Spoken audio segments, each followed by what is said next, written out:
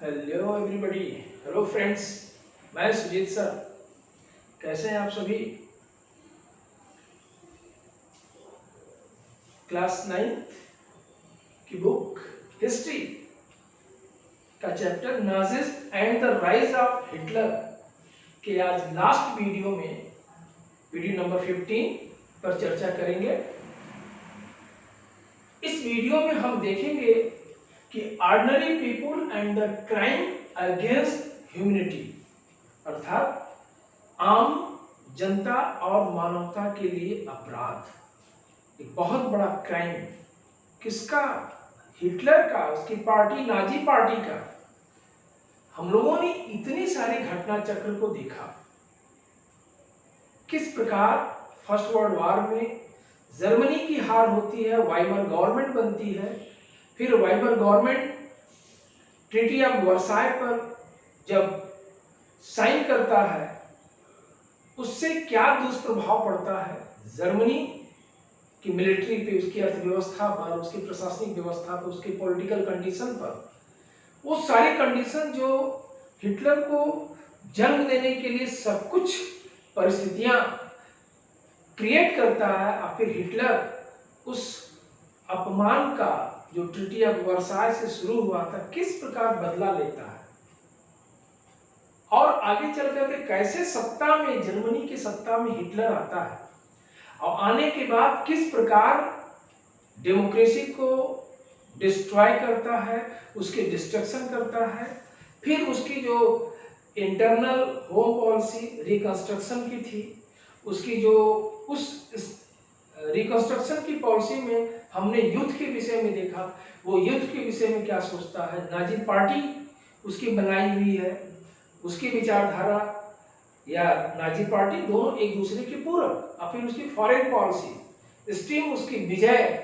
और इससे हट करके वह जब अपने ही देश में ज्यू जिप्सी के खिलाफ तमाम ऐसे लोग जो यहूदी हैं, जो समाजवादी गणतंत्र में बिलीव करने वाले हैं, जो डेमोक्रेसी में बिलीव करने वाले हैं, ये ज्यू जिप्सी के अलावा भी मानवता के लिए अभिशाप है। किस प्रकार उनकी नृशंस हत्या करता है, कभी पॉलिटिकल स्कैंडल करके, कभी लॉ के द्वारा, कभी कानून के द्वारा, तो कभी उनको अपने गेस्टापो पुलिस से, जो सीक्रेट पुलिस है, मरवा देता है।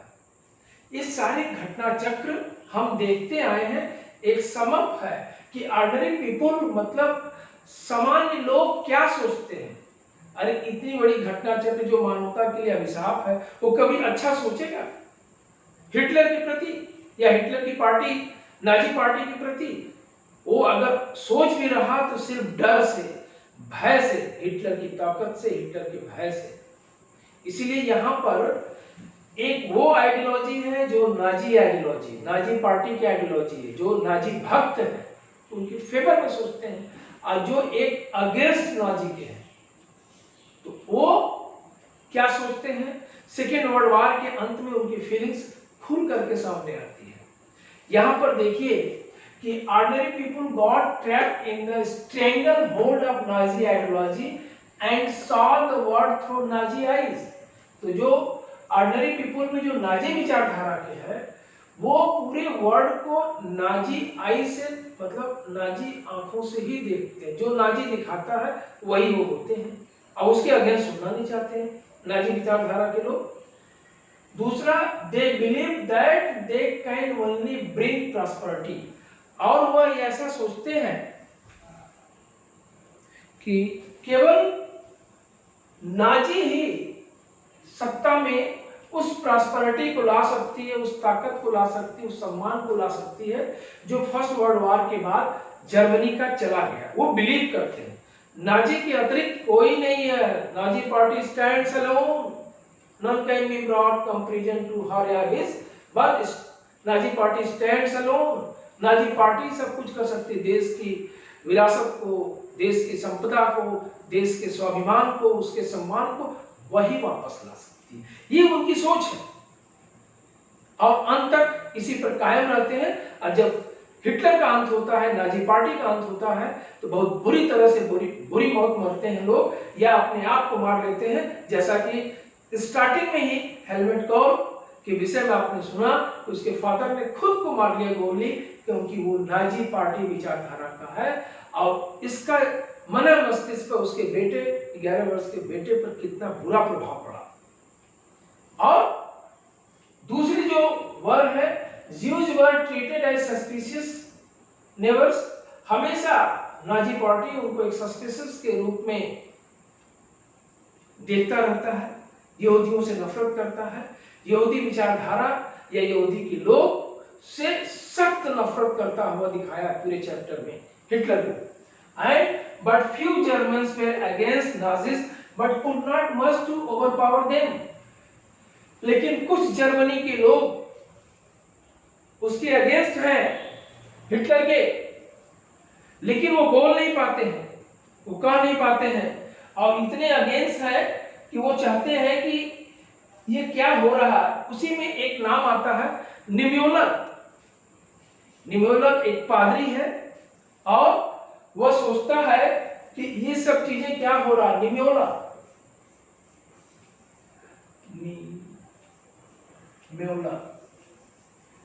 ये निम्योलर एक पादरी है, वो यह चीज देखता है कि हिटलर के जर्मनी में अपनी आंखों से देखता है। एक कविता उसने लिखा है, वो कविता की लाइन बहुत अच्छी थी कि पहले थे कम्युनिस्टों को ढूंढते आए। इस लाइन से शुरू होकर के तो वहां कोई नहीं बचा था जो मेरे साथ खड़ा हो सके, अंतिम लाइन है। अर्थात पहले थे वो कम्युनिस्टों को ढूंढते आए, ये निम्योलर साहब कह रहे हैं। मैं तो कम्युनिस्ट नहीं था तो मुझे डर किस बात की। फिर वो समाजवादियों को ढूंढते आए तो मैं समाजवादी भी नहीं हूं, लोकतंत्रवादियों को ढूंढते आए मैं वो भी नहीं हूं, मैं ट्रेड यूनियंस को ढूंढते आए तो मैं वो भी नहीं हूं। और जब अंत में वो आते हैं मेरे पास तो मेरे साथ कोई नहीं, कारण मैं स्वयं किसी के साथ खड़ा नहीं हो पाया। जर्मनी में हिटलर या उसकी पार्टी का विरोध करने वाले हैं लेकिन खुल करके नहीं। इसकी फीलिंग्स ये है, निम्योलर साहब खुद खुल करके किसी के साथ विरोध नहीं कर सके और जब ये विरोध करते हैं अपने कविताओं के माध्यम से तो खुद को अपने आप को अकेला पाते हैं और हिटलर का शिकार होते हैं, नाजी पार्टी का शिकार होते हैं, उसकी सेक्रेट पुलिस गेस्टापो का शिकार होते हैं। और देखिए, the condition of Jews became really pathetic and they died many times in their dreams as mentioned in a book, Third Reich of Dreams, Charlotte Beradt। Charlotte Beradt ने एक book लिखी है, उसका नाम है third Reich of dreams, the condition of Jews. Jews के conditions पर, मतलब नाजी जर्मनी में यहूदी क्या महसूस करते हैं और उनके जीवन के साथ क्या क्या होता है, ये बिल्कुल एक अलग स्टोरी है। और वो लोग कहीं बुक में, कहीं डायरी में, कहीं पन्ने में लिखते हैं, यहां तक कि आप अपने बुक को पढ़ोगे, एक यहूदी केवल एक यहूदी से बात करते हुए इसलिए जिंदा रहना चाहता, वो भी सिर्फ 30 मिनट्स, कि मैं अपनी आंखों के सामने इस द्वितीय विश्व युद्ध में जिस महाविध्वंस को हिटलर के द्वारा करते हुए अपने देश में देख रहा हूं, मैं लिख करके कहीं कुछ छोड़ के जाऊं कि आने वाली नस्ल, आने वाली जनरेशन इसको देखे कि हिटलर जैसा अत्याचारी शासक इस देश में हुआ था। अरे उनको अलग कर पाना जर्मनी के वासियों के बीच में नामुमकिन सा था, लेकिन हिटलर ने ऐसा चक्रव्यूह बनाया कि ये यहूदी स्वयं अपने के विषय में सोच करके सपने में स्वयं से डरते हैं। क्या मेरी नाकें टेढ़ी है, क्या मेरे हेयर काले हैं, क्या मैं काला हूं, क्या मैं गलत हूं। बार बार कहता है कि टेढ़ी नाक वाले देश के गद्दार हैं, टेढ़ी नाक वाले देश को बेच डाले हैं, इनको रहने का अधिकार नहीं है, ये जर्मन नाटी कार्यों के साथ रह नहीं सकते। वो खुद सपने में अपने से पूछते हैं। और ये जो शार्लेट बेराट साहब ने थर्ड राइक ऑफ ड्रीम्स में लिखा है, बहुत कठोर से कठोर आदमी होगा, अगर वह इस बुक को पढ़ता है तो उसकी भी रूहें कांप उठेगी। एक कैसा मानव था हिटलर। कठोर से कठोर आदमी भी पढ़ेगा तो पत्थर दिल भी पिघल जाएगा, लेकिन हिटलर नहीं पिघला। खुद को मार लिया गोली, सुसाइड कर लिया, लेकिन वो पिघला नहीं। शुरू से अंत तक मानवता के प्रति अभिशाप रहा। चाहे जो शुरुआती दौर में जर्मनी ने तरक्की देखा, लेकिन उसके अंदर की जो जानवर था मानवता को कलंकित करता है। खुद महात्मा गांधी ने उसको दो दो पत्र लिखे अपने वर्धा से 1939 में, 1940 में। आपके बुक में उसका जिक्र है, मानवता की खातिर तुम बंद कर दो इस युद्ध को। मैंने एक पत्र लिखा है इसलिए नहीं कोई डर है, कोई भय है, बल्कि ये समझाना चाहते हैं कि मानवता को जिंदा रहने दो। तुम एक बड़े मुल्क के शासक हो, आने वाली जनरेशन तुम्हें किस रूप में याद करती है तुम्हारे हाथ में है। अहिंसा नामक अस्त्र मेरे साथ है और मैं आजादी के पथ पे हूं।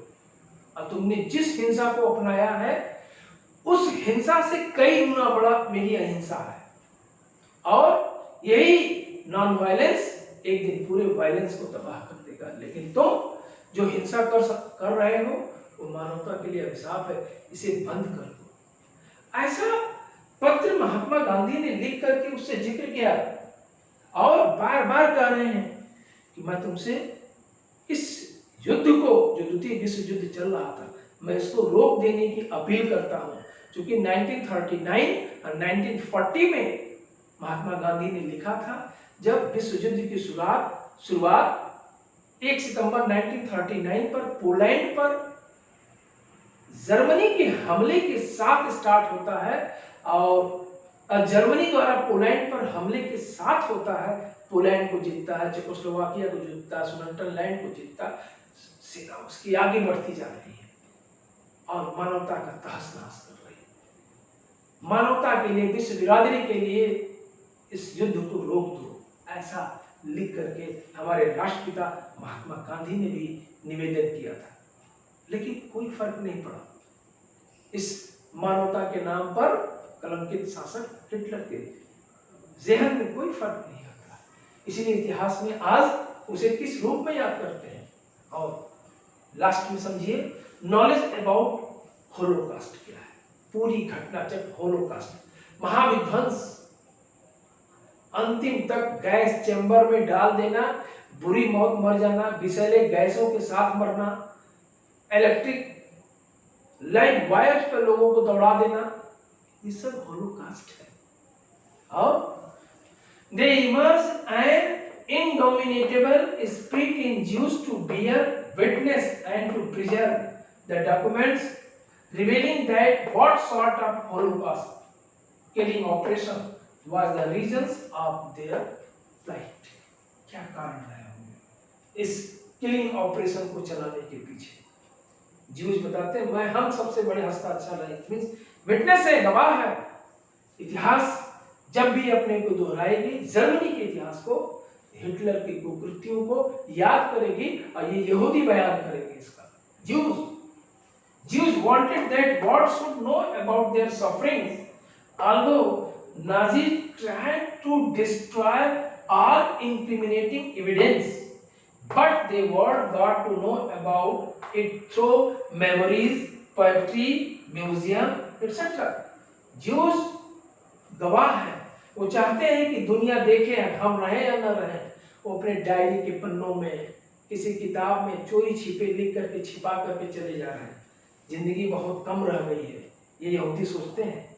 लेकिन कम से कम मेरे जाने के बाद इतिहास के पन्नों को जब लोग खोजेंगे, खंगालेंगे, जब खुदाई करेंगे, जब चीजें मिलेगी, जैसा कि आज मिल रहा, हम आप पढ़ रहे हैं, उसको समझ रहे हैं, कैसा वो मंजर रहा होगा जब मानवता पुकार रही होगी और उनके ऊपर हिटलर का, नाजी पार्टी का मौत नाच रहा होगा।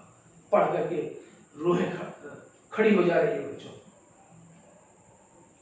आप सोचो कि ये यहूदी अंत में ये लिख करके जाते हैं कि जो हम सफर कर रहे हैं इन नाजियों के अत्याचार से, जो मानवता को डिस्ट्रॉय कर रखे हैं, आगे चल करके 1941 के बाद, जून 1941 में जब आपने देखा था हिटलर की सबसे बड़ी भूल थी रसिया पर हमला करना।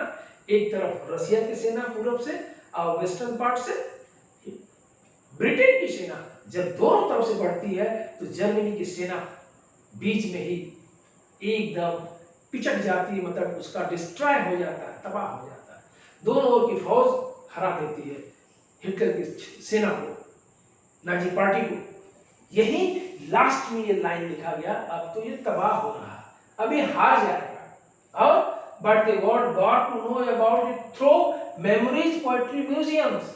म्यूजियम में, पोएट्री में, डायरी के पन्नों पर, किताबों में बहुत सारी, एन के डायरी आज भी बड़ी फेमस है, इंग्लिश में भी हिंदी में भी। उस डायरी के पन्ने जब पढ़ा जाता है तो उस 15 साल की लड़की ने अपने जीवन को बहुत सुंदर ढंग से लिखा है। वो एक एक शब्दों को बयान करती। एन के डायरी के पन्ने पढ़ाया जाता है साहित्य में, लिटरेचर में, इंग्लिश में भी, हिंदी में भी, कि उस महाविध्वंस को, जिसको होलोकास्ट कहा गया, महाविनाश, महाविध्वंस कर दीजिए, जिसने अपने आंखों के सामने लोगों को मरते हुए देखा है, क्या बूढ़े, क्या बच्चे, क्या जवान। मैंने आपको प्रीवियस तमाम वीडियो में बताया है कि जो युद्ध जर्मनी में जो ज्यूज हैं, छोटे बच्चों को विद्यालय में ही समाप्त कर दिया जाता है। ऐसी यहूदी माँ को मार दिया जाता है जो एक तरह से अनडिजरेबल बच्चों को जन्म देती है, उनके बाल गंजे करके पूरे सड़क पे घुमाया जाता है।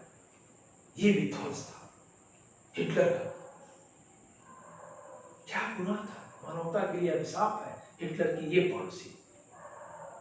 तो हम लोगों ने यहां तक चैप्टर की पूरी थियरी को बच्चों को कवर किया।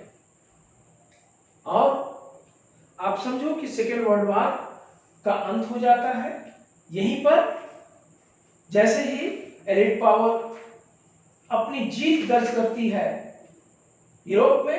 एलिट पावर 8 मई 1945 को विजयी होती है, 8-9 मई को 1945 में। हालांकि सेकेंड वर्ल्ड वॉर बंद हो गया। हिटलर अपने आप को उसके बहुत समय से, 1 महीना पहले अप्रैल में सुसाइड कर लेता 1945 में, क्योंकि वो जान चुका था अब मेरी हार निश्चित है। इसीलिए एम्बिशियस होना कोई बुरी बात नहीं, ओवर कॉन्फिडेंट होना, ओवर एम्बिशियस होना, अहम ब्रह्मास्मि एको न दुनास्ति, ये ठीक नहीं है, मानवता का अभिशाप है। हिटलर का अंत उसकी महत्वाकांक्षा ने ही ले लिया। और इतिहास के पन्नों में आज बच्चों हम लोग पढ़ रहे हैं, तो उसकी शुरुआत कैसे करते हैं और उसकी अंत देखो कहां जाता है। अब डियर फ्रेंड्स, ये चैप्टर यहाँ पर क्लोज हो गया। अब क्वेश्चंस की बारी आती है। सब कुछ सिस्टमेटिक वे में आप 15 वीडियो देखिए। हर वीडियो में जो बोर्ड पे लिखा है वो एक तरह से क्वेश्चन है, उसके जवाब है, हमारी व्यूज है। आप बुक पढ़ लो। What do you know about treaty of Vienna, treaty of Versailles, why is called the November criminals of Weimar government, Weimar government की republic. What do you know about Nazi worldview? What is the foreign policy and internal policy of Hitler? उसकी जो why destroy the democracy in Germany?